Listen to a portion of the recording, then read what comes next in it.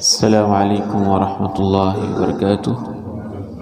الحمد للہ رب العالمین والصلاة والسلام علی اشرف الانبیاء وخاتم المرسلین، اشہد ان لا الہ الا اللہ وحدہ لا شریک لہ واشہد ان محمدا عبدہ ورسولہ صلی اللہ علیہ وعلی آلہ وصحبہ وسلم، اما بعد فاعوذ باللہ السمیع العلیم من الشیطان الرجیم من ہمزہ ونفخہ ونفثہ، بسم اللہ الرحمن الرحیم۔ والذین لا يدعون مع اللہ الہا آخر ولا يقتلون النفس التي حرم اللہ الا بالحق ولا يزنون ومن يفعل ذلك يلقى اثاما۔ اور وہ لوگ اللہ کے ساتھ کسی اور معبود کو پکارتے نہیں، نہ ہی کسی ایسی جان کو قتل کرتے ہیں جس کا قتل کرنا اللہ نے حرام کیا ہے، مگر حق طریقے سے، یعنی ناحق قتل نہیں کرتے۔ ولا یزنون، اور نہ ہی وہ زنا کرتے ہیں۔ ومن یفعل ذلک یلقى اثاما، اور جو شخص بھی یہ گناہ کرے گا وہ اس کی سزا بھگتے گا۔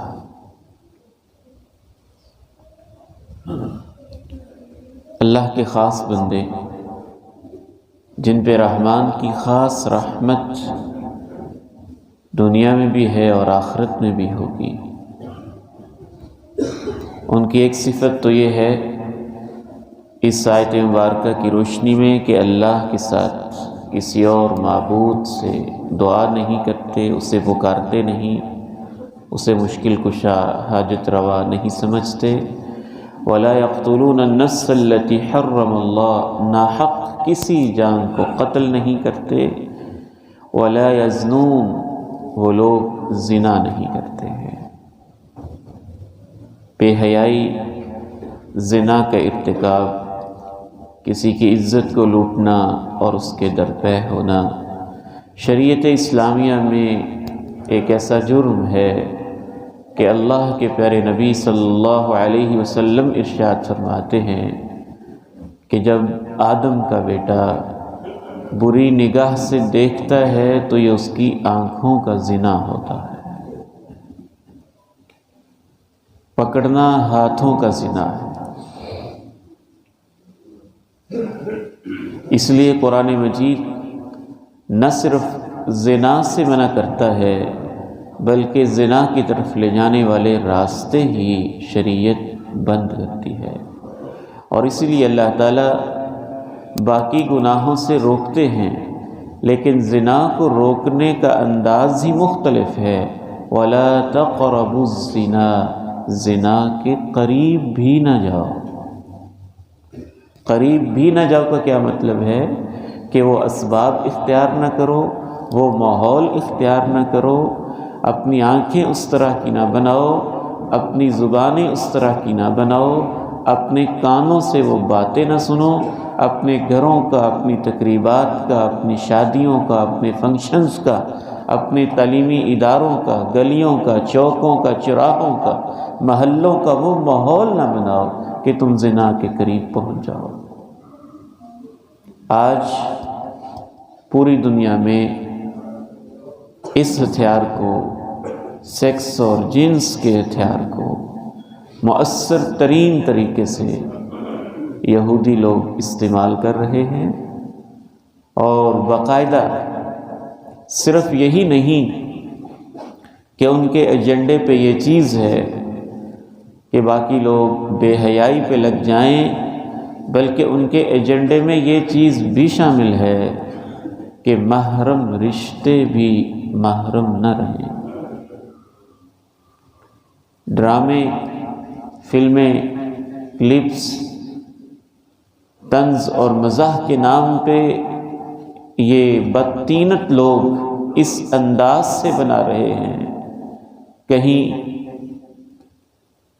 کسی محرم رشتے کو پامال کیا جا رہا ہے، کہیں کسی محرم رشتے کو پامال کیا جا رہا ہے، تاکہ انسانوں کے اندر انسانیت کا یہ جو احساس تھوڑا سا زندہ ہے، اسے بھی ختم کر دیا جائے۔ تو اللہ کے جو خاص بندے ہوتے ہیں وہ اس بے حیائی کے قریب بھی نہیں جاتے ہیں۔ یہی وجہ ہے کہ قرآن مجید یہ کہتا ہے قُلْ لِلْمُؤْمِنِينَ يَغُضُّوا مِنْ أَبْصَارِهِمْ، ایمان والے مردوں سے کہہ دیں اپنی نگاہیں پست رکھا کریں، وَيَحْفَظُوا فُرُوجَهُمْ، اپنی شرمگاہوں کی حفاظت کیا کریں، ذَلِكَ أَزْكَىٰ لَهُمْ، اسی سے ان کو پاکیزگی ملے گی، خیالات کو پاکیزگی، ماحول کو پاکیزگی، دل کو پاکیزگی، آنکھوں کو پاکیزگی ملے گی۔ اور قرآن مجید دوسری طرف مومن عورتوں سے کہتا ہے وَقُلْ لِلْمُؤْمِنَاتِ يَغْضُضْنَ مِنْ أَبْصَارِهِنَّ وَيَحْفَظْنَ فُرُوجَهُنَّ، ایمان والی عورتوں سے بھی کہہ دیں کہ وہ بھی اپنی نگاہوں کو پست رکھا کریں، شرمگاہوں کی حفاظت کیا کریں۔ مزید ان کو یہ حکم بھی دیا کہ وہ گھونگھٹ نکال کے پردہ کر کے گھر سے باہر نکلا کریں۔ ایک پورا پلان دیا قرآن مجید نے۔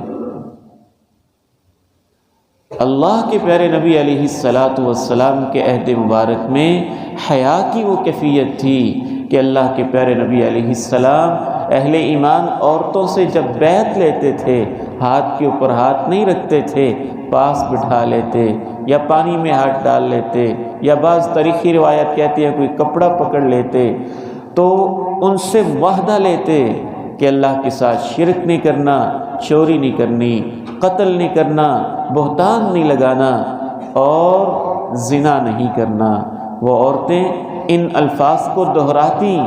ایک عورت کے ساتھ جب آپ یہ معاہدہ لینے لگے تو لفظ زنا بولنے سے بھی شرمانے لگ گئی، کہنے لگی کیا کوئی عورت یہ کام بھی کر لیتی ہے؟ اللہ تعالیٰ سے دعا ہے کہ اللہ تعالیٰ ہمیں اس بے حیائی سے محفوظ فرمائے۔ آپ نے تو یہاں تک کہہ دیا کہ یہ بے حیائی اور ایمان یہ اکٹھے نہیں رہ سکتے ہیں، حیا اور ایمان ان کا ساتھ ہوتا ہے۔ الحیاء والایمان قرناء جمیعا، ایمان اور حیا دونوں لازم و ملزوم ہیں۔ اگر ایمان چلا جائے گا تو حیا چلا جائے گا، حیا چلا جائے گا تو ایمان چلا جائے گا۔ وَمَن يَفْعَلْ ذَلِكَ يَلْقَ أَثَامًا، اور جو یہ گناہ کرے گا وہ اس گناہ کی سزا پائے گا۔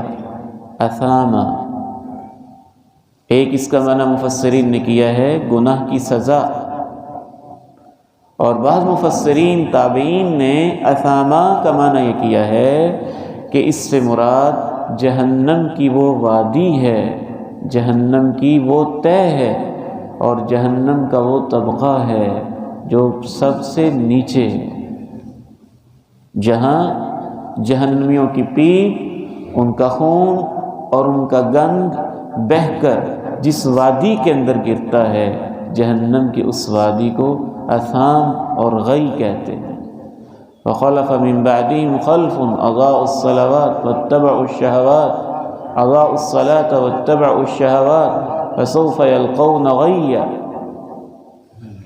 يُضَاعَفْ لَهُ الْعَذَابُ يَوْمَ الْقِيَامَةِ، اس وادی میں یا اس سزا کا انداز یہ ہوگا کہ اس کے لیے روز قیامت عذاب کو کئی گنا کر دیا جائے گا، بڑھا چڑھا دیا جائے گا، اس میں مسلسل اضافہ کیا جائے گا۔